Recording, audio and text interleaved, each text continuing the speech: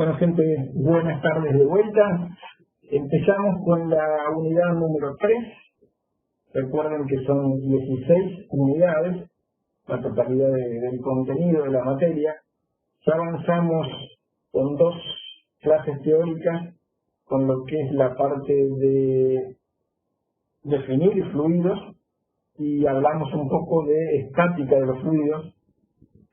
Pasamos ahora al tercer punto de la materia, que es cinemática de los fluidos. Acá vamos a estudiar el movimiento de los fluidos, pero todavía sin considerar las fuerzas involucradas, es decir, sin considerar qué genera el movimiento o sin considerar las fuerzas que los fluidos ejercen sobre las paredes de las cañerías que los contienen. A partir de esta unidad ya empezamos a recomendar algunos libros en particular. Ustedes van a ver abajo en la filmina que para esta parte ya recomendamos el clásico libro de tapas rojas, Fenómeno de Transporte, de Beer. Es un libro viejo, pero realmente no ha salido nada mejor que esto. Hay versiones con mejores gráficas, con por ahí mejores fotos, pero en cuanto a contenido, el libro de Beer sigue siendo interesantísimo para el cursado de esta materia. Y abajo también tienen Introducción a la mecánica de fluidos de Whittaker, aún más viejo que el libro de Beer, es lo que solíamos recomendar para la unidad número 2.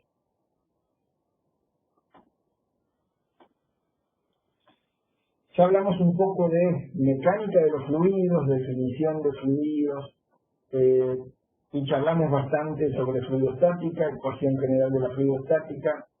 Ahora vamos a empezar con cinemática de fluidos, y a lo largo de esta clase, que no es tan larga como la anterior, vamos a hablar un poco de distintas formas de ver y de comprender una realidad a través de puntos de vista lagrangianos o puntos de vista eulerianos, y vamos a empezar con nuestro primer balance microscópico de los 3 que vamos a usar muy asiduamente en este primer tercio de materia, que es la ecuación de continuidad, básicamente un balance microscópico de masa. Ya la clase que viene, el miércoles que viene, vamos a avanzar en contenidos de fluidodinámica, y después, para los que me aguanten, vamos a empezar con el seminario de fluidodinámica, y eso es, la idea mía es hacerlo directamente con hoja y papel, como si estuviera trabajando en el pizarrón. De vuelta, vieron que yo siempre en mis clases parten de decir, bueno, esto ya está adquirido, esto ya lo vimos, esto se supone que ustedes ya lo estudiaron y lo están fijando. Consideramos a esta altura de la cursada como conceptos ya adquiridos a la ecuación general de la fluidostática con sus respectivas restricciones, el principio de Arquímedes, el concepto de empuje, nociones básicas de presión, presión absoluta, manométrica cursiva, unidades y equivalencias. Y ya en la parte de seminarios están haciendo cálculos de fuerzas sobre superficies debidas a fluidos estáticos y cálculo de momentos sobre superficies también debidos a momentos a fluidos estáticos. Vamos a empezar a ver un poco cómo podemos estudiar el movimiento de un fluido y lo que sucede a través del movimiento de un fluido, insisto, independizándonos de las fuerzas que aparecen por esa circulación de fluidos. Y para esto hay 2 puntos de vista clásicos. Uno es el punto de vista lagrangiano. Imaginen acá a don Lagrange dejándose llevar por la corriente de un río sin remar. Es decir, una de las formas de ver y de estudiar el movimiento de un fluido es dejarnos llevar con la velocidad y con los cambios de velocidad y con lo que sea, pero dejarnos llevar libremente con el fluido. Es decir, lo que vemos es que pasaría con una partícula que se mueve libremente dentro del campo de velocidades del fluido. Obviamente, si hacemos la historia posición y tiempo de la partícula, sale el concepto de trayectoria, es decir, todos los puntos que va tocando una determinada partícula, un determinado volumen de control en el tiempo, son lo que nosotros definimos como trayectoria. La otra posibilidad de estudiar este sistema es desde un punto de vista euleriano. Euler fija la mirada en un determinado punto fijo y trata de comprender qué es lo que pasa en un determinado punto fijo. Así aparecen un concepto vinculado con sistemas eulerianos y puntos de vista eulerianos, que son líneas de corriente, es decir, líneas imaginarias que ninguna partícula sale de esa especie de canales formados entre las distintas líneas de corriente. Perdón, Julia, no sabría lo que quieres llegar. ¿El sistema euleriano significa que está como un estado de referencia? No. Veamos, a ver si puedo responder lo que me preguntaron. Supóngase que yo quiero medir o la concentración de peces, o la temperatura de un río, o la cantidad de sales en un río. Yo tengo distintas formas de medirlo. Una cosa es poner un sensor de temperatura o un sensor de concentración o ir contando la cantidad de peces que tengo si me muevo en un bote sin remos, me dejo llevar por la corriente. Voy a notar una variación de la temperatura del agua o una variación de la concentración de algún soluto en el agua o una variación de la concentración de peces en el agua por el movimiento natural que tengo con la corriente del río. En cambio, Euler es como que toma un punto fijo del río y estudia o la variación de la cantidad de peces, o la variación de la temperatura, o la variación de la concentración de un determinado soluto en ese punto fijo. Entonces, es distinto el cambio que vamos a ver de temperatura, de concentración o de cantidad de peces si yo me muevo a lo largo del río, que si yo estoy mirando un punto fijo en el río. ¿Eso se entiende o está mal? Pues difícil. Sí, se entendió. ¿Sí? Sí. Es decir, les leo un poco una ayuda a memoria que normalmente lo tenía en una página al costadito mío, pero prefiero que les quede por escrito, aunque me obliga a leer lo que ustedes ya tienen, que a veces es un poco aburrido.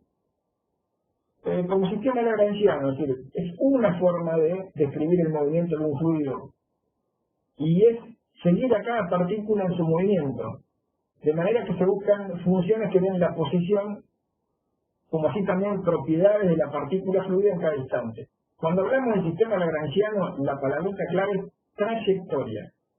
Trayectoria.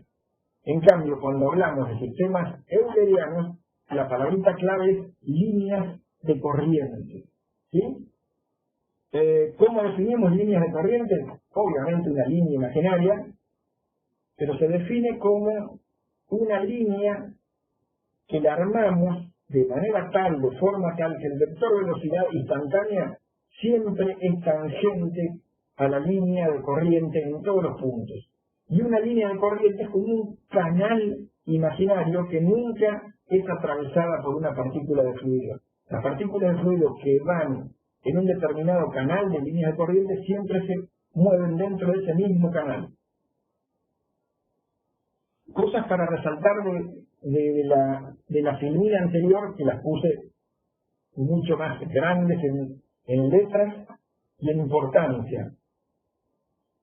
En relación a puntos de vista. En un punto de vista lagrangiano, las características del flujo son función del tiempo y del elemento o porción de material estudiado.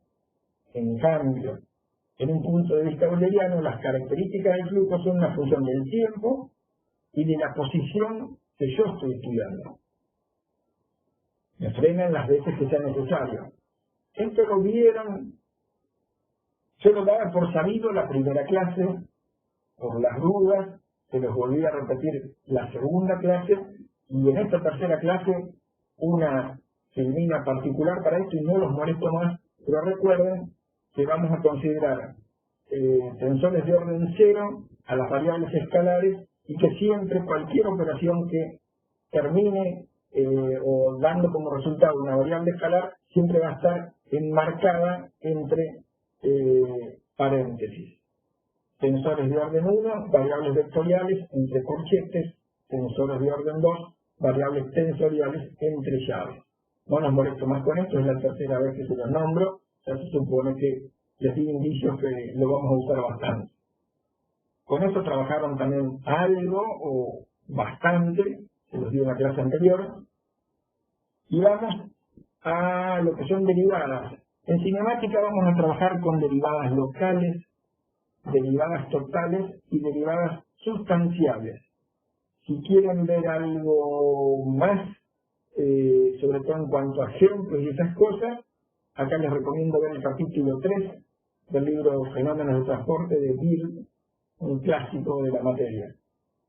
Donde vayan al capítulo 3, van a ver que definimos como derivada parcial con respecto al tiempo de una propiedad C. Esta propiedad puede ser escalar o vectorial. La derivada parcial con respecto al tiempo de una propiedad C la definimos como la variación de dicha propiedad para una posición fija en el espacio, obviamente respecto al tiempo. Y la simplificamos con estas derivadas bien curvadas. Esta es la forma de escribir variaciones locales o derivadas parciales. Esto sería la derivada parcial de una propiedad escalar o vectorial C con respecto al tiempo. Cuando hablamos de derivada total, empezamos a usar esta nomenclatura, letras comunes en minúscula, y la derivada de C con respecto a T es la derivada parcial de C con respecto a T, y la variación local de C en un punto fijo, más la derivada parcial de C con respecto a X por la derivada de X con respecto a T, un clásico, más la derivada parcial de C con respecto a Y por la derivada de Y con respecto a T, más la derivada parcial de C con respecto a Z por la derivada de Z con respecto a T, donde estas derivadas, es decir, la variación de la posición en X con respecto al tiempo, la variación de la posición en Y con respecto al tiempo y la variación de la posición en Z con respecto al tiempo, son las componentes del vector velocidad del móvil W. Son las componentes de la velocidad del bote, por ejemplo, si en vez de ir a la deriva, estoy manejándome con remos, o estoy manejándome con una vela, o estoy manejándome con un motor. Y cuando yo me muevo en cualquier dirección dentro de un campo de velocidades, cuando hablo de derivadas totales, estas variaciones de la posición con respecto al tiempo son cada una de las tres componentes del vector velocidad del móvil, que no es la velocidad del fluido. Esta es la velocidad del móvil, una velocidad arbitraria con la que yo me puedo mover dentro del fluido.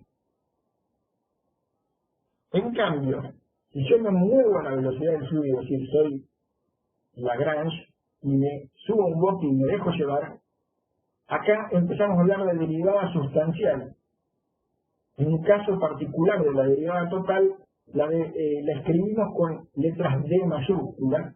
Decimos que la derivada sustancial de una propiedad escalar o vectorial C con respecto al tiempo es la derivada parcial de C con respecto al tiempo, nuevamente la variación local o puntual, más la derivada parcial de C con respecto a X por la velocidad en X, más la derivada parcial de C con respecto a Y por la velocidad en Y, más la derivada parcial de C con respecto a Z por la velocidad en Z. Estas tres componentes de X, de Y y de Z son las componentes del vector velocidad del fluido. Y normalmente en la materia, para que no haya confusiones, cuando hablamos de velocidad del fluido hablamos de V minúscula, y cuando hablamos de velocidad del móvil independiente de la velocidad del fluido hablamos de W. ¿Hasta acá venimos bien? Sí. Perfecto. Expresiones matemáticas. Fíjense cómo queda, para un punto de vista euleriano, la derivada total de una propiedad C con respecto al tiempo. Fíjense que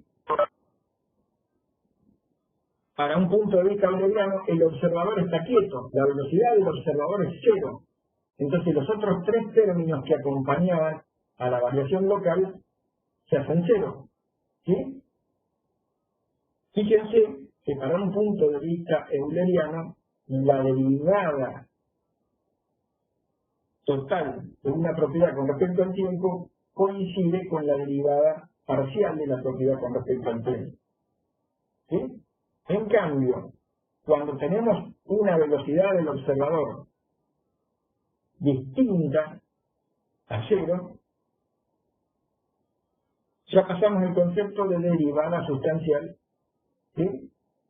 Que, hablando genéricamente, esta sería la mejor expresión para definirla. La derivada sustancial de algo con respecto al tiempo es la derivada parcial de ese algo con respecto al tiempo más el producto de velocidad, el vector velocidad, por el nabla en producto de punto de ese algo.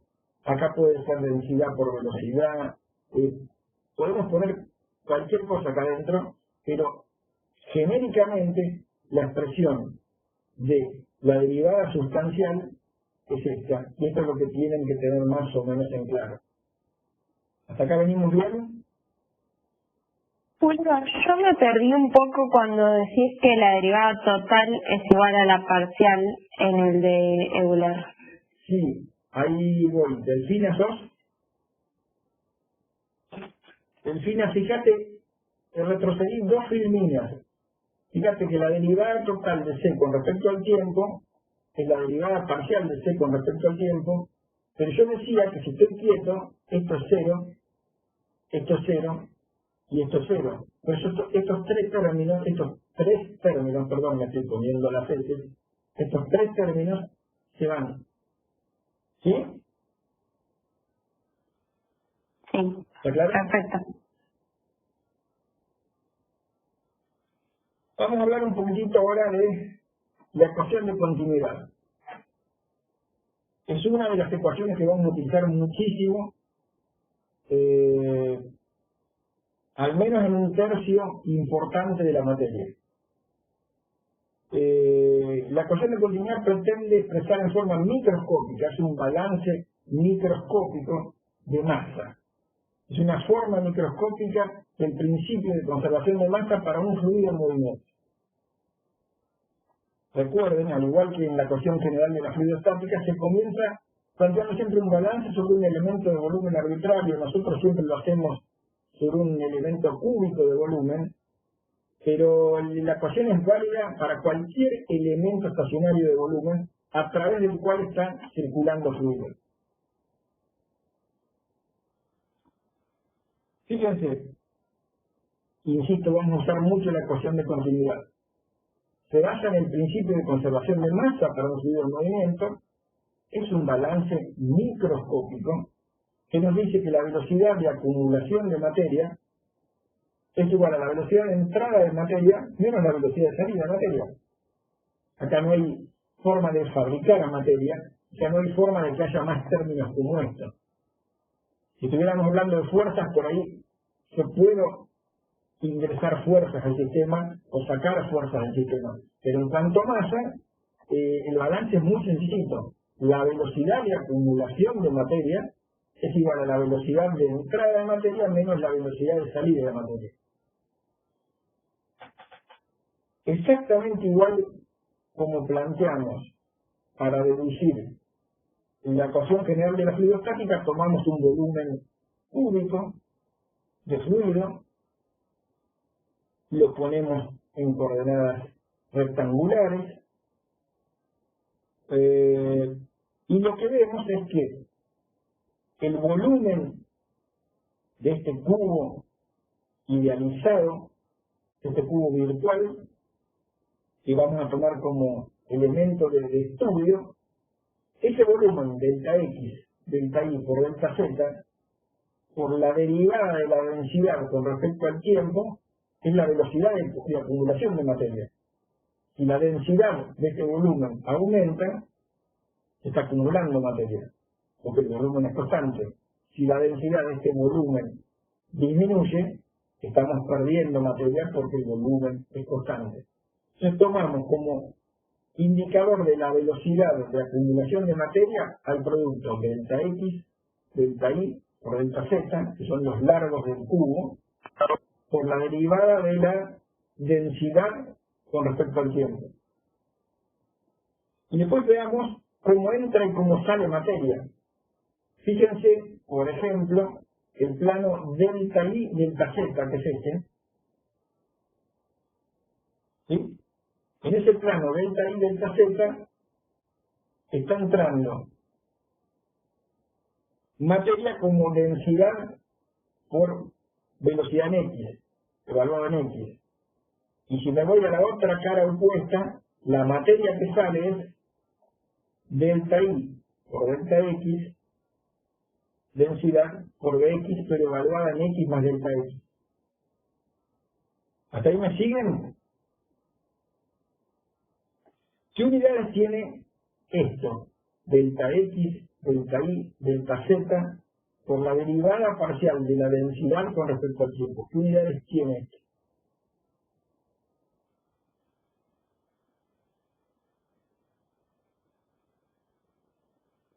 Masa sobre tiempo. Masa sobre tiempo, porque el producto de los tres delta me da volumen. Por densidad me da masa y tengo un tiempo en el denominador. O sea que esto me da unidades de masa sobre tiempo. Y fíjense que área por densidad, por velocidad, también es masa sobre tiempo. Entonces, así como me fue muy fácil plantear la velocidad de entrada y salida de masa a este volumen de control en X, le sumo lo que pasa en Y y le sumo lo que pasa en Z. Y después la clásica operatoria para definir nuestras ecuaciones microscópicas. Dividimos por delta X, delta Y, delta Z, y hacemos el límite cuando delta X, delta Y, delta Z tienden a 0, y aparece esta expresión. La derivada parcial de la densidad con respecto al tiempo es menos la derivada parcial de densidad por velocidad en X con respecto a X, más la derivada parcial de densidad por velocidad en Y con respecto a Y, más la derivada parcial de la densidad por Bz con respecto a Z. Fíjense, ¿se acuerdan? El nabla, el operador nabla, que era la derivada parcial de algo con respecto a X, más la derivada parcial de algo con respecto a Y, más la derivada parcial de algo con respecto a Z. Si lo ponemos en función del nabla, la ecuación de continuidad desde el punto de vista euleriano sería esta. Mi pregunta es, ¿esto está bien o está mal?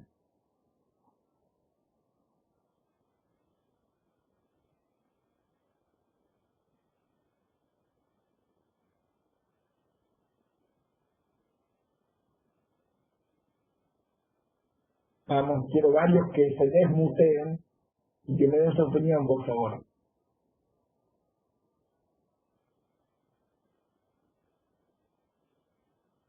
¿Cuándo?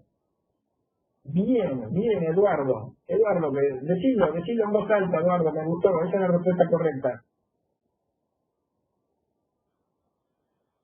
Eduardo me dice, no tengo micrófono. Bueno, Eduardo, ¿algo le tuvo? ¿Cero? Fíjense, cuando nosotros le decimos, esta expresión está bien, y parece que está bien, porque esto es derivada de la densidad con respecto al tiempo, el menos se mantuvo, y esto básicamente es el nabla rho b. Pero b es un vector, ¿sí? Entonces acá falta una rayita. Este b es genérico, y este b es vector, ¿sí? ¿Este qué producto es? Cuando aparece un puntito. Escalar. Esto es un producto escalar, es decir, pero para tener un producto escalar tengo que multiplicar un vector por otro vector. El operador nabla tiene características vectoriales, pero esta vez lleva una rayita acá abajo para decir que es un tensor de orden 1 o una variable vectorial. O sea, acá falta agregarle una rayita, pero cuando decimos si algo está bien o está mal, una de las cosas que tienen que analizar es la dimensionalidad de lo que estamos haciendo. Si acá no le pongo la rayita, no da, las dimensiones de esto no coinciden con las dimensiones de esto. ¿Sí? Entonces, esta es la ecuación de continuidad. Se dice en la jerga que es la ecuación de continuidad desde el punto de vista euleriano. ¿Por qué? Porque arranca o está en función de una derivada parcial de la densidad con respecto al tiempo. Entonces, siempre cuando tengan alguna expresión que arranca con la derivada parcial de algo con respecto al tiempo, ustedes dicen que es desde el punto de vista euleriano. Siempre que arrancamos así, estamos hablando del punto de vista euleriano. En el libro de Bird tienen la tabla 3.4-1, la vamos a usar bastante, y me da distintas expresiones de la ecuación de continuidad para coordenadas rectangulares, es decir, en función de x, y z, o para coordenadas cilíndricas, en función de r, θ y z, o en coordenadas esféricas, en función de r, θ y phi. Y las expresiones A, B y C de la tabla, insisto, 3.4-1. Todas estas tablas que vayamos viendo, a partir del miércoles las vamos a utilizar y bastante, o sea que les convendría tener una buena copia a mano como para trabajar bien en la resolución de problemas, como para seguir bien la teoría y demás, es decir, para resolver problemas después en los parciales. Es decir, ustedes tendrían que tener a mano una buena copia de la tabla 3.4-1, que es la ecuación de continuidad en distintos sistemas coordenados. Fíjense que un balance microscópico de masa, como es la ecuación de continuidad, es un balance escalar, por lo tanto, las ecuaciones tienen un solo componente. Si fuera un balance vectorial, por ejemplo, si trabajáramos con un balance de cantidad de movimiento, va a aparecer una expresión para X, una expresión para Y y una expresión para Z. Pero la ecuación de continuidad, que insisto, es un balance microscópico de masa, es un balance escalar y por lo tanto es una única expresión que tiene un formato particular en relación al tipo de coordenadas que trabajemos. ¿Hasta acá venimos bien? ¿Alguna pregunta?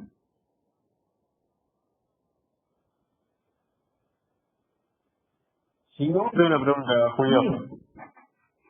¿Las expresiones están igualadas a 0 en la tabla por alguna razón en particular? Sí, porque se pasó todo para un solo lado. Agustín, ¿sabes qué te preguntó? Sí. Agustín, vos fíjate, ¿se ve el cursor? Sí, se ve. Fíjate que acá tenías derivada parcial de la densidad con respecto al tiempo igual a menos algo. Si todo este menos algo lo pasás para el otro lado, te queda como más algo y te queda igualado a 0. Sí, ahora lo veo. ¿Sí? ¿Se ve? Perfecto. Y fíjate que este operador nabla siempre tiene 3 términos. Entonces tenía este término más otros 3 términos que salían de pasar esto que estaba restando sumando al otro lado. Fíjate, la derivada parcial y los 3 términos vinculados con este operador nabla en coordenadas rectangulares. ¿Se ve por qué está igualado a 0? ¿Sí? Bien.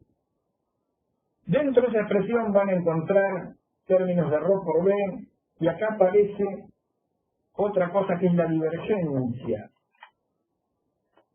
Fíjense que nosotros habíamos dicho que el operador nabla, cuando estaba aplicado en un producto sin signo a un escalar, daba lo que nosotros llamamos el gradiente.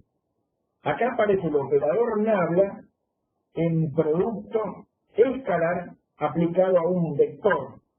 cuando el operador nabla está aplicado en producto escalar a un vector o a un producto que redunda o que resulta en un vector, todo esto ya no se llama más gradiente, sino se llama divergencia.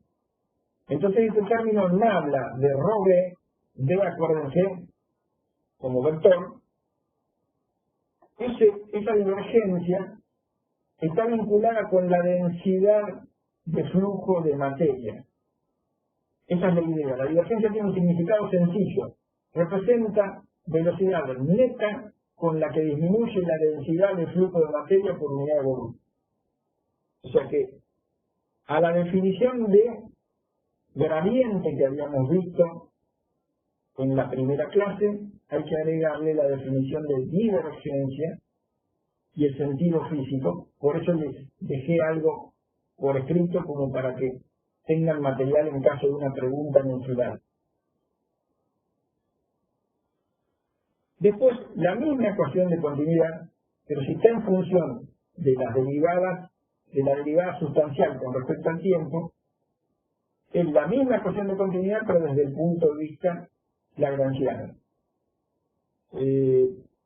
Viene a hacer un pequeño mínimo revoleo de por acá, no se asusten. Si ustedes ven que la expresión arranca en función de derivadas sustanciales, lo que estamos diciendo es que está vista desde el punto de vista lagrangiano. Con algunas consideraciones, esta divergencia de B es siempre cero para flujo incompresible. Y para el estado estacionario normalmente la variación de la densidad con el tiempo es cero, y esto se puede plantear exactamente igual a esto. ¿Sí? Así que fíjense que en el estado estacionario el producto escalar entre la velocidad por el gradiente de densidad es exactamente igual a menos la densidad por la divergencia de la velocidad. Fíjense esto, gradiente, el nabla aplicado en producto sin signo a una variable escalar, y esto es la divergencia, el gradiente aplicado en un producto de punto a un vector. Repito, en estado estacionario, la derivada de la densidad con respecto al tiempo es cero, consideramos que no se cambia la densidad en un punto fijo, la derivada parcial siempre es en un punto fijo. En estado estacionario, en un punto fijo, la densidad no cambia con respecto al tiempo, por lo tanto, van a ver que pueden decir que el producto escalar entre el vector velocidad y el vector gradiente de densidad es exactamente igual a menos la densidad por el escalar divergencia.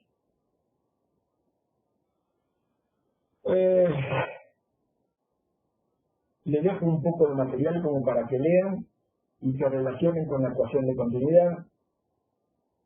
Y me interesa ver dos temitas más y ya dejamos de grabar y después seguimos conversando tranquilamente. Necesito que tengan alguna noción de lo que es el teorema general del transporte y el teorema general del transporte de Reynolds. No van a usar estos conceptos en la resolución de problemas, no se van a tomar estos teoremas o aplicaciones de estos teoremas en la parte de seminarios y parciales. Son temas quizás un poco más relacionados con un curso de posgrado de mecánica de fluidos que un curso de grado de mecánica de fluidos. Pero tengo la obligación de al menos nombrarlos y que ustedes tengan alguna idea de qué se trata, sobre todo en relación al final. Recuerden, el teorema general del transporte nos va a ayudar a nosotros ¿para qué? Siempre en mecánica clásica relacionábamos fuerzas, aceleración, momento angular, trabajo, un montonazo de variables, siempre vinculadas o incluyendo distintas leyes de conservación, pero para cuerpos o sistemas aislados.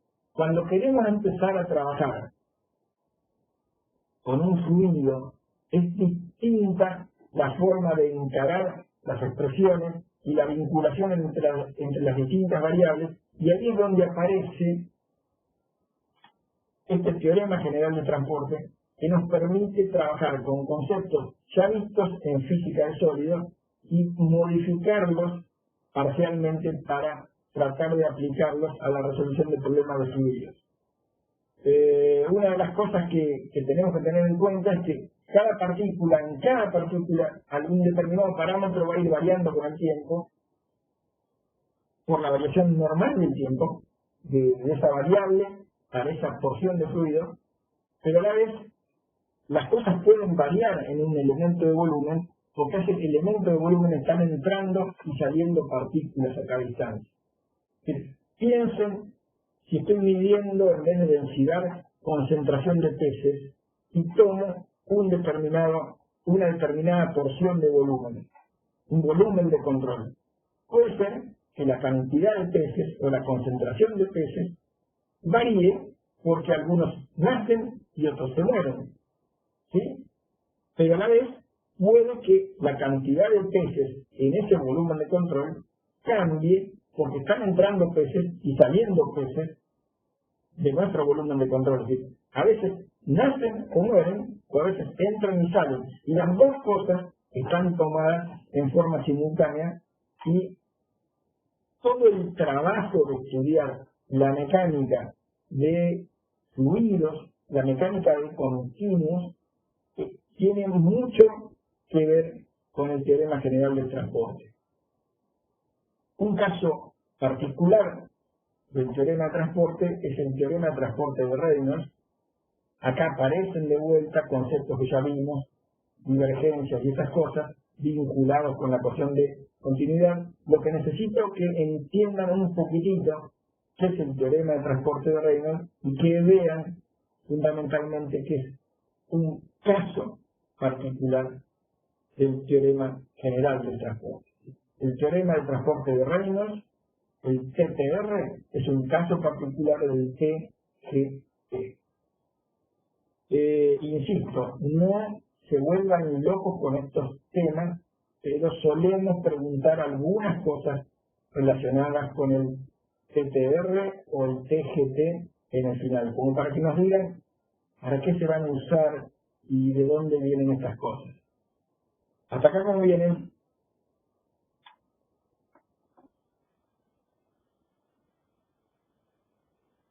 Bien.